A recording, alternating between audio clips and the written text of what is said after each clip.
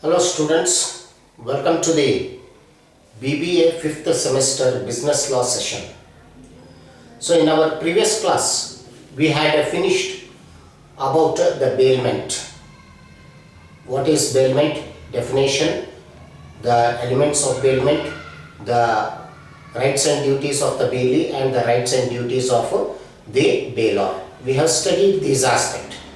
So just to conclude bailment, we will take here the termination of bailment, when the bailment is terminated, when the bailment comes to an end. Then I will be discussing about there is a small contract about a pledge. So definition, usually you may get it in the examination for 2 marks. So what is pledge? So I will be explaining that definition here. Then there is one question, pledge by non-owner. So when here a non-owner can make a valid pledge, this is a 5 marks question which I will be discussing in another class. So this here pledge and then the here last agency. So we will be completing module here 3. Then module 4 is a sale of goods. It's a very small, and module 5 is also very small. So by end of this month we will be completing our portion there. So termination of the bailment, they may not ask you this question, but just to conclude about the bailment I am giving you. So the bailment is terminated on the expiry of the time. So if the bailment is for a specific period, on the expiry of that period the bailment gets terminated. So for example, the bailment is for here a period of 15 days. On the expiry of that 15 days, the bailment is said to have come to an end. So if the time is specified, on the expiry of that specified time, the bailment comes to an end. That is the first one. The second one is here when the purpose is accomplished. For what purpose the bailment is made? When the purpose is accomplished, the bailment comes to an end. So for example, here you are given a shirt piece to the tailor to stitch it in a shirt, and the tailor stitches and hand overs to you the shirt. So the bailment is said to have come to an end because the purpose is accomplished and you have to pay the higher charges and get the shirt. So the bailment is for a specific purpose. So on the accomplishment of that purpose, the bailment is said to have been terminated or come to an end. Third one is violation of terms by bailee. So in a bailment, here there are certain conditions which the bailee has to here comply, or which bailee has to follow. For example, you have seen the duties of the bailee, that he should be very careful, he should not be negligent, he should not mix the goods of bailor with his own goods, he should handle with care, he should handle with a lot of diligence and skill. So the bailee has to be here very skillful, diligent, he has to follow his duties, or if he mainly violates the terms of the bailment, if the bailee violates the terms of the bailment, the bailor has got the right to terminate the bailment. The bailor gets the right to terminate the bailment if the bailee violates or if he is negligent. Now that is what you should know, that bailee in here bailment is here in the possession of the goods, but he is not the owner of the goods. The owner of the goods is a bailor. So he should take a due care of those goods which are here belonging to bailor, and he should take the same care as if his good as the care he takes for his own goods. So if he is negligent, or if he parts with the goods bailment, the bailed goods, or if he misuses or excess authority, he crosses his authority, in that case here it is a violation of the terms of the bailment and a bailor can end the bailment. This is another thing. And last one is the gratuitous bailment can be terminated at any time. The bailor has got the right to terminate the gratuitous bailment at any time. But if it is a premature gratuitous bailment is terminated, if the bailee sustains any loss it is the duty of the bailor to make up that loss. So this is mandatory there. But gratuitous bailment can be terminated at any time by the bailor. So these are the circumstances under which here the bailor can terminate. The bailor can terminate the bailment. Like the gratuitous bailment can be terminated any time, and here in the bailment, if the bailee acts in excess of his authority, or if he violates the terms of the bailment, the bailor gets the right to terminate it. And once the purpose is accomplished, the bailment is terminated. Once the time fixed is expired, the bailment is here put to an end, or it is said to be terminated. So these are the circumstances under which the bailment can be ended. So on the bailment question, you will be having, the question is usually here they may ask you here who is a bailor, who is a bailee, what is meant by bailment, what is gratuitous bailment, what is non-gratuitous bailment, for 2 marks. And they define bailment and state the rights of the bailee, or define bailment and state the duties of the bailee. So like this the question may come for 5 marks, or direct question 10 marks, rights and duties of the bailee or the rights and duties of the bailor, they may ask you the question, 10 marks. So usually you will have here 5 marks, 10 marks, 2 marks questions in this bailment. So just try to remember these things. And connected to bailment, there is one more small here, the specific contract which you have to know is the pledge. Pledge is one of the small contract which we are going to study here. So it is a bailment, but a special bailment. Pledge is a special bailment. So you can use that word here. It is a special bailment. It is a special bailment. The special bailment.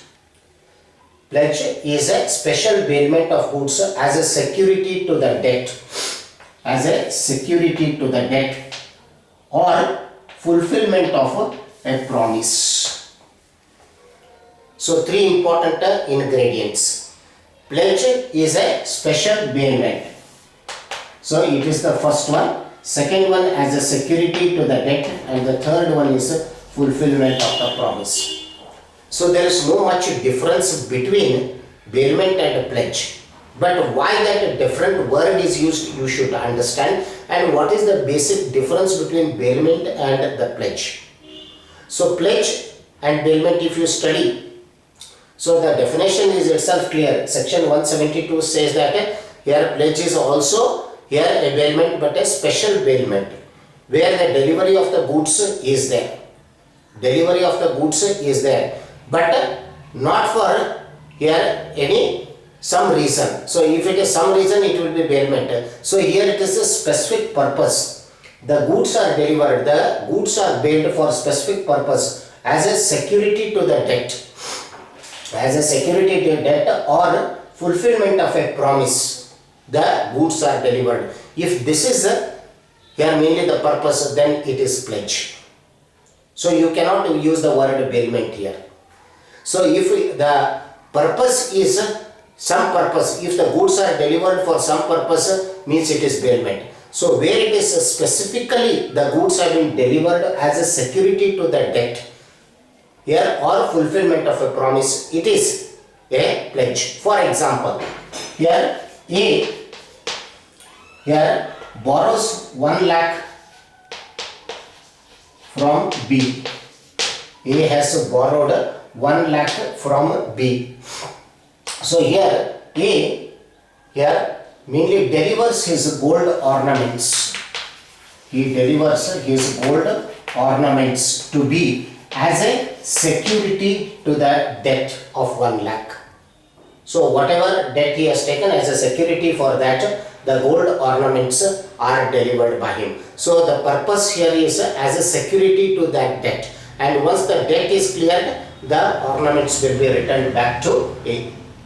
So like this, if it is, for example, when we go to a bank, here the bank authorities, they will provide you the loan provided you give some security, whether it is your mainly shares, properties or gold ornaments, any valuables. Here you are going to pledge them. You are pledging it with the bank. So that here is as a security for the loan that the bank is providing. Once you clear the loan, then here your goods which are pledged will be returned back to you. So here you have to use the word pledge. You cannot use the word here bailment. So the only difference is that in a pledge here it is the goods are delivered for here a specific purpose, that is a security to the debt or fulfillment of a promise that is made. And pledge is also known as pawn. This is another word. Usually in the English law, British law, the word pawn is used. And the person delivering the goods is called as the pledger. The person who delivers the goods is a pledger. As you know that the person who delivers in the bailment is known as bailor. In the pledge he is known as a pledger or pawner. He is also known as the pawner. And the person who receives the goods is known as the pledgee or pawnee. Because pledge is also known as pawn. So this is what is we have got a pledge. So you may get it for 2 marks. What you mean by pledge? Please remember students, pledge is a bailment. It is a special kind of bailment where the goods are delivered by one person to another as a security to the debt or for the fulfillment of the promise made is a pledge. So that is what you should remember. Section 172 has given this mainly the definition. So the rest it will be the same. The goods which are delivered are movable goods. You can actually deliver it or make it a constructive delivery also, as in the bailment. The possession of the goods is given to the pawnee. The possession of the goods is with the pawnee, but the ownership is with the pawner himself. So same, it is as good as a bailment. So that's what the word is used. It is a bailment.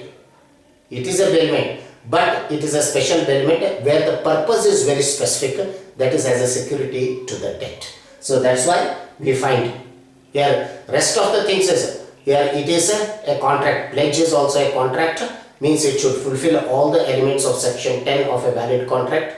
Here the delivery of the goods will be there. The goods are movable in nature. It may be constructive delivery or actual delivery.